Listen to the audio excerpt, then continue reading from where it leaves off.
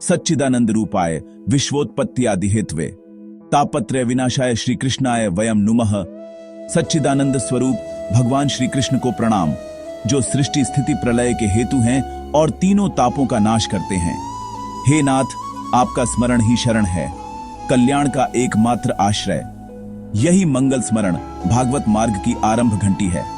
अब सुनिए श्रीमद् भागवत महात्म्य का प्रथम अध्याय। जिस समय श्री सुखदेव का यज्ञोपवीत संस्कार भी न हुआ था, वे घर त्याग कर निकल पड़े। पुत्र विरह से व्यास जी कातर हुए और पुकार उठे, बेटा बेटा, तुम कहां जा रहे हो? वृक्ष तन्मय हो उठे, मानो सुखदेव की ओर से उत्तर दे रहे हों। ऐसे सर्वभूत हृदय स्वरूप श्री सुखदेव मुनि को नमस्कार। वे लौकिक वैदिक कर्मों से परे सीधे परम की ओर अग्रसर थे। व्यास जी का वियोग भी अंततः धैर्य और चिंतन में बदल गया। सुखदेव की यह विरक्ति स्वयं भगवत प्रेम की पराकाष्ठा का उद्घोष थी। एक बार नैमिषारण्य में शौनकादि आर्षि यज्ञ वेदिका पर विराजमान थे।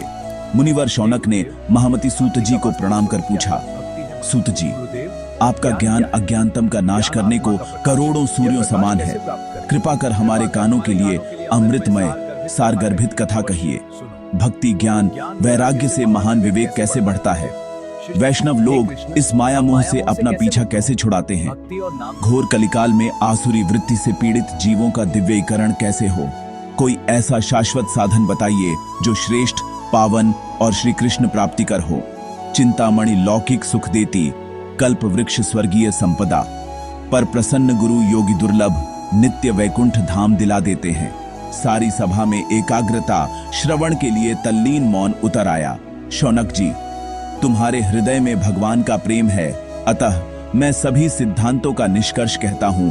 जो जन्म मृत्यु के भय का नाश कर दे, जो भक्ति के प्रवाह को बढ़ाता है और श्री कृष्ण को प्रसन्न करता है, वह साधन है श्रीमद् भागवत कथा। कलयुग में काल रूप सर्प का भय भागवत कथा हर लेती है। मन शुद्धि के लिए इससे बढ़कर कोई साधन नहीं। जब जन्म जन्मांतर का पुण्य उदय होता है, तभी भागवत की प्राप्ति होती है। यह कृपा प्राप्ति है। सुनना भी स्वयं एक वरदान। अब सुनो वह कथा जो तुम्हारे प्रश्नों का एकमात्र उत्तर है। जहां जहां भागवत श्रवण होता है, वहां स्वयं मंगल आ विराजता है। नाम और कथा दोनों मिलकर चित्त को निर्मल करते हैं। यह परंपरा श्रुति से हृदय तक, हृदय से जीवन तक बहती है। सावधान होकर सुनो, यही श्रवण तुम्हें अंतःकरण परिवर्तन तक ले जाएगा। जब राजा परीक्षित के समक्ष सुखदेव जी विराजमान हुए, स्वयं ब्रह्मनिष्ठ सुखदेव ने कथा का प्रारंभ किया। उनके वचन अमृतवत हृदय के अंतरतम में उतरते गए।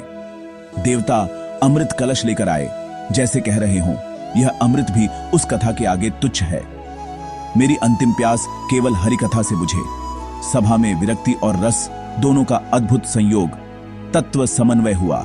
श्रवण ने ही साधना को सिद्ध में बदल दिया। शृण्वता स्वकथा कृष्ण पुण्य श्रवण कीर्तना। जहां भागवत है, वहां शुद्धि, भक्ति और वैकुंठ दर्शन की राह है। निष्कर्ष यही, भगवत कथा ही कलयुग की नाव है। अगले अंश में उसी अमृत धारा का रसास्वादन करें। हरि ओम।